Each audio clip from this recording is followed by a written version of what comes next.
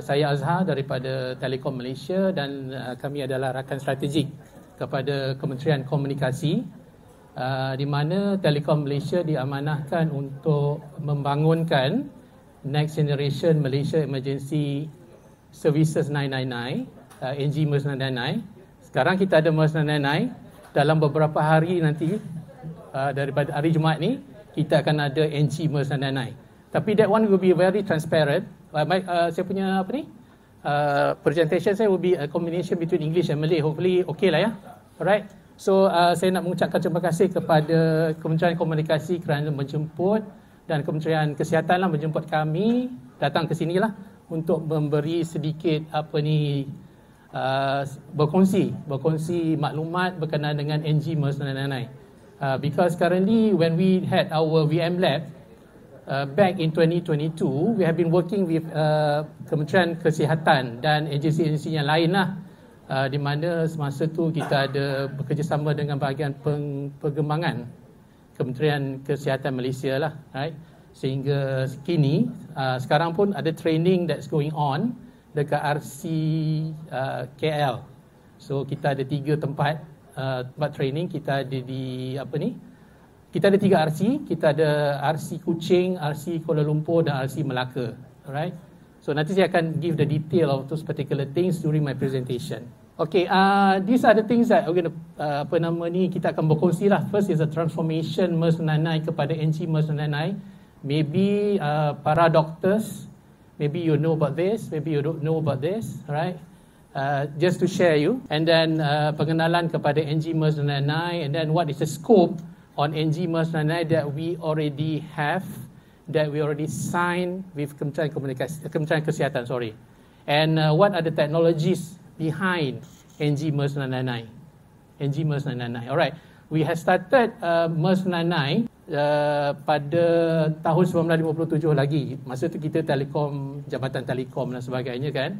So semasa tersebut kita ada 3 agensi sahaja, di mana kita ada 3 talian. 999, kita ada 994, kita ada 991. Yang 3 agensi itu cuma Polis Diraja Malaysia pada masa tu, kita ada Bomber dan Angkatan Pertahanan Awam. Right, and in 2008 kita kenalkan satu number which is comprises of 5 agencies. 5 agencies di mana kita tambah lagi Kementerian Kesihatan Malaysia dan Maritime Malaysia, right? So dia menjadi satu number. Just to share with you, para doktor semua, we are only one in the world that having 5 agencies in with one number. Tidak ada mana-mana negara di dunia. If you go to London, you will go to UK, you will go to other part of the country, right? They are so impressed with us. These are the things. I had the opportunity to present in INA, European Emergency Number Association, which is they always want to know how we made it. Kan, 5 agensi bawah satu number. So thanks to Kerajaan Malaysia at that time, pada tahun 2008 we have started it, which is in the UK, in the US tak ada. In US they guna county, they based on county, kan? Di UK, even though London Ambulance also is not like, memang they are using 999, they are using 112, but if they want to reach Bomber ke, nak reach lain-lain, they are using different numbers, right? So kita perkenalkan pada tahun 2013, kita perkenalkan Save Me Deaf untuk orang-orang kurang upaya pendengaran lah ya. So this one also we started it. Negara lain sekarang ni baru cuba nak mula adakan, in Thailand for example, dia baru mula nak memperkenalkan ini. Dan pada tahun 2015 kita perkenalkan untuk Save Me Blind OKU. Mana orang buta menggunakan aplikasi ini untuk mendapat perkhidmatan kecemasan. Alright. So, okay, kita kenalkan pula pada tahun 2017 kita perkenalkan satu Save Me 999 untuk polis. Walaupun dia kata situ kan, kita kata situ polis, tetapi sebenarnya dia boleh kita boleh dapat perkhidmatan untuk ambulans, kita boleh dapat perkhidmatan untuk agensi-agensi yang lain. Just pada masa berkenaan dia dinamakan Save Me Police. So why this is so important masa tu kan? This is due to, actually kalau ada rompakan ataupun pecah masuk rumah, which is sometimes the penceroboh ke rumah berkenaan kan, dia akan dengar communication contohnya, dia akan mungkin akan bertindak lebih ganas. Jadi we introduce this so that they just press the button, so you can hide anywhere dalam almari ke mana ke, tapi polis akan datang, terus datang ke rumah lah, yeah. And then in 2022 actually we started with NG MERS 999, and only back in 2024 which was last year, kita dapat kontrak daripada kerajaan Malaysia. So dalam NG MERS 99 we change everything. We learn it from MERS 99, a lot of problems that the government faced at that time, which is problem with asset, because sebelum ni kita tak boleh buat sebarang pembangunan disebabkan oleh kekangan oleh kita punya kontrak dengan kerajaan Malaysia. Tetapi untuk NG MERS 99 kita introduce whereby kita ada, maksudnya kita boleh buat integration dengan sistem-sistem yang hospital ada, contohnya bomba ada. So we just can integrate with our new NG MERS 99. So kita juga melihat kepada trend. Sekarang ni orang gunakan social media, SOCMED, right?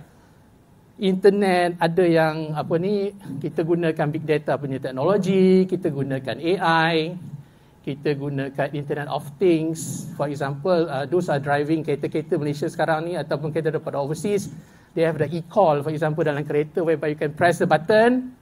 Siapa yang pakai kereta yang lebih mahal sikit tu, Tesla ke whatsoever, they can just press the button and actually it can go direct to the MERS 99. But currently there's no integration yet lah. Tak ada lagi. So those are driving BMW, for example, dia akan terus pergi ke Philippines, the call center di Philippines. And Philippines akan call balik kita ke MERS 99. Itu masa tu kita tak boleh nak buat sebab kita masih lagi macam sekarang under MERS 99, bukan lagi NG MERS 99. So bila kita ada NG nanti kita akan boleh integrate lah ya. Alright, some comparison lah, summary of what is MERS 999 and NG MERS 999. Sebagai saya maklum tadi, media of communication, kalau dulu kita boleh communicate dengan voice dan non-voice, which is Save Me 999 mobile apps. Tetapi kalau untuk NG MERS 999 yang akan ada dalam beberapa hari lagi nanti, kita ada voice dengan non-voice masih ada. Tapi kita akan expand lagi non-voice tu, di mana kita akan gunakan mobile apps pun ada. Internet of Things. Internet of Things, we need to say that yang saya maklumkan tadi, seperti dalam kereta, alarm di rumah, kita boleh integrate with those things, right? And then panic button, kalau tuan-tuan pergi tengok, kadang-kadang kita go for jogging and go to shopping center for example, ada panic button, that panic button can be integrated to NG MERS 99. Alright? And then image atau video, sekarang ni pergi mana-mana, tuan-tuan, puan-puan, doktor-doktor, nampak pun semua nak diviralkan kan? Ada je mesti ambil gambar accident ke apa ke kan? Jadi kalau benda tu boleh memberi manfaat daripada terus kita masuk ke Facebook, hantar ke NG MERS 99, so that the paramedics, the ambulance, the police, bomba dan sebagainya boleh tengok lokasi tu di mana dan bagaimana keadaan tempat tu berlaku sekarang. Kebakaran tu teruk ke, ataupun kecederaan tu putus tangan ke, putus jari ke, whatsoever, right? From there can go directly. So kita masukkan image dan video lah. Dan kita ada perkenalkan agency responder apps. So meaning to say that kalau dulu kita hantar saja ke responder, kita tak tahu what's going on. Kita tak tahu. That is the part of kita punya PDPA whereby TM Telekom Malaysia tidak dibenarkan. Tapi as of now, kita boleh responder apps boleh communicate lah. Meaning to say that everything using the apps daripada lokasi sampai terus ke dispatch dan sebagainya sampai balik ke hospital, kita boleh gunakan agency responder apps ini. Alright. So untuk emergency protocol, kalau dulu medical protocol handled by KKM sendirilah di hospital, betul kan? Tapi sekarang ni dihandle oleh NG999RC. So alhamdulillah kita punya PEO sekarang semua katakan lulus BLS lah, Basic Life Support. So now they are ready untuk 1 hari bulan ni, just in case of anything they can handle emergency lah. Kita tengoklah macam mana dia orang boleh handle. I think kali pertama orang orang awam bila nak buat ni maybe ada problem lah, saya rasa memang ada problem lah kan. Dia tak mungkin ada yang tak pergi hospital, kita tahu macam mana keadaan di hospital, right? And then fire protocol memang dah lama lah. Memang untuk fire protocol ni sejak beberapa tahun yang dulu, more than 10 years, kita buatkan untuk bomber lah. Ya. Contohnya, for example, if there is a fire, while we are talking to the caller, for example, the agensi kereta bomba dah bergerak. Jadi kita keep on communicate, tanya berkenaan macam mana tutup tingkap, buka tingkap contohnya kan. Gas tu ditutup. So by the time bila dah habis communication tu, maybe kereta bomba dah ada depan rumah. Dia macam tu. Alright. So untuk call handling model, dulu kita two-tier call management. These are the things lah orang selalu complain lah kan. Asyik-asyik tanya.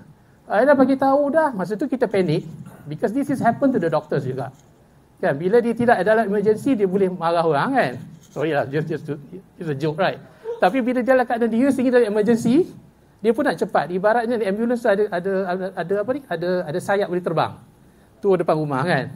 So dalam kes ini kita buat single call handling lah. Di mana semua tadi disettlekan di RC, right? Jadi kita terus hantar dispatch saja ambulans ke lokasi. Incident handling, tech centric, sekarang kita guna map centric, everything is map, right? Tuan-tuan, doktor-doktor boleh datang ke tempat kami lah, ke RC ataupun sebab di sana pun nanti you all punya MCC ada sekali dengan kami kan. Boleh tengok semua is a map centric lah. Right, and reporting and dashboard ini berdasarkan kepada keperluan masing-masing lah.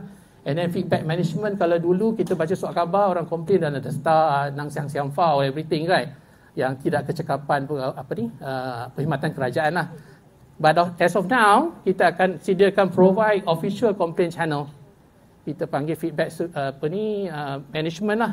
Di mana dalam itu orang boleh bagi pujian kepada Kementerian Komunikasi, Kementerian Kesihatan, bomba dan sebagainya lah. So maybe we can reduce those people will be complaining in the newspaper, right? So meaning to say that pertukaran contohnya workstation, pertukaran sebab kita akan supply kepada semua hospital dan agensi lain semua peralatan yang baru nanti, ya. Sekarang dah berganti dah pun, ya.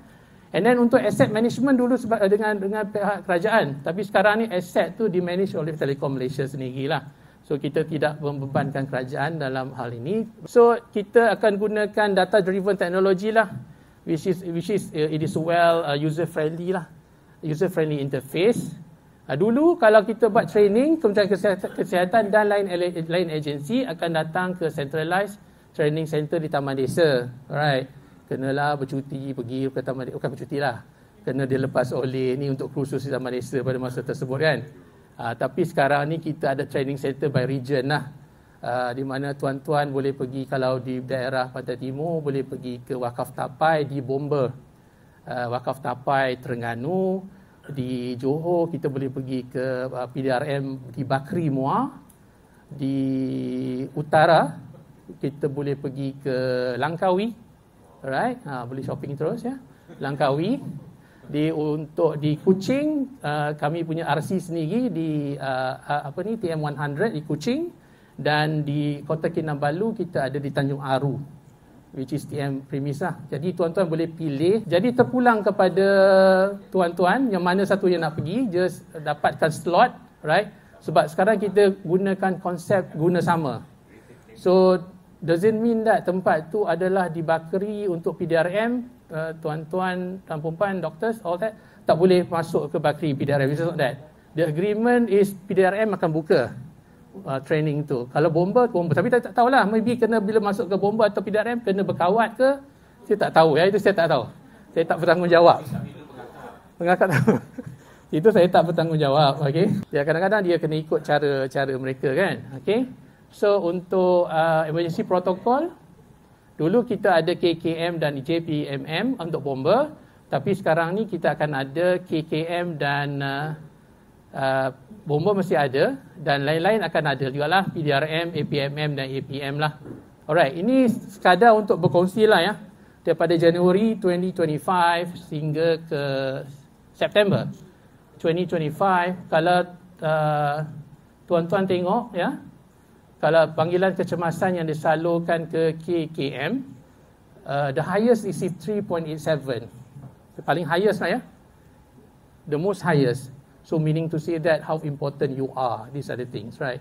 Mostly the call they require for medical assistance. Right? I can share my anak pun, apa incident dekat Al-Star, dia pun dia kata pening kepala. My son lah kat sana.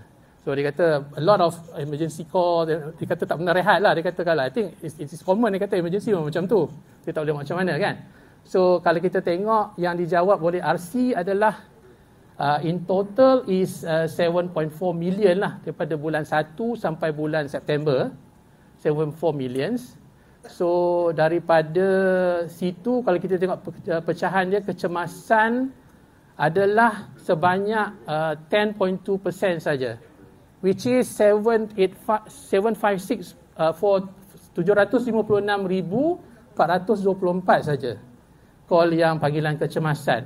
Yang lain-lain tu cubalah tengok ada 900,000 prank call, crank call. Yang paling tinggi adalah yang senyap. Dia call, dia senyap, dia tak kata apa-apa. Kita pun tak tahu. That's the thing, kita provide hari tu apps untuk Save Me Police. Just in case that senyap tu bermakna kan, dia tak boleh nak bercakap ke, just in case dia jatuh gaung ke apa whatever, right? Maybe panic and so that, right? We have to hold, we communicate, tanya 3 kali, kita salutation, kalau senyap juga dan kita call balik. Biasa kita call balik. Kalau kita tengok kan, talian here pun bertambah juga ni kan. On the monthly basis pun 18, 16 dia masih lagi 2 digit lah pada saya. Tapi maybe akan bertambah, dah 3-4 tahun lagi akan bertambah lagi. Saya tak tahu lah, maybe yang anda terus direct ke HIL, saya tak pasti kan. Yang ini ke 999 kan. Alright. So untuk private service tak banyak, ke ambulance St. John dan sebagainya melalui 999. Alright, maybe we can think about the integration later on with how we can get ambulance St. John dan sebagainya lah nanti kan. Angka potato, angka kentang tak? Angka kentang, kentang dan sebagainya kan. Ini adalah proses keseluruhan aliran NG MERS 999. Kalau tuan-tuan tengok, kita go the first one adalah panggilan suara. Nombor 1 tu ya, tengok nombor 1. Dia akan buat panggilan suara ataupun daripada Save Me lah nanti. Kita akan ada Save Me baru. Ya. Akan diwujudkan pada 1 November nanti, beberapa hari lagi nanti. Nanti dia akan pergi ke RC dan from there kita akan sambungkanlah kepada 5 agensi yang berkenaan. Dan daripada situ dia akan activate aplikasi lah. Siapa yang turn on the application, those who are getting that notification, they can go to do the dispatching lah, right? Dan kita akan bagi juga notifikasi kepada pemanggil, meaning to say that we are saying that ambulance is on the way. Because sometimes ambulance tu tak sampai, kereta bomba tak sampai lagi, dia dah call balik. Panik kan? Kenapa tak sampai-sampai kan? Kadang-kadang ada yang masalah, contohnya nampak ular kan, tapi dia suruh tengok ular tu. Kadang-kadang sejam tengok ular pun dah lari kan, something like that. Saya tak nak bagi tahu lah siapa lah kan. And then itulah sehingga ke insiden lah. So the technology is very interesting. Currently we are the only one that integrated with 11 MVNO dan MNO.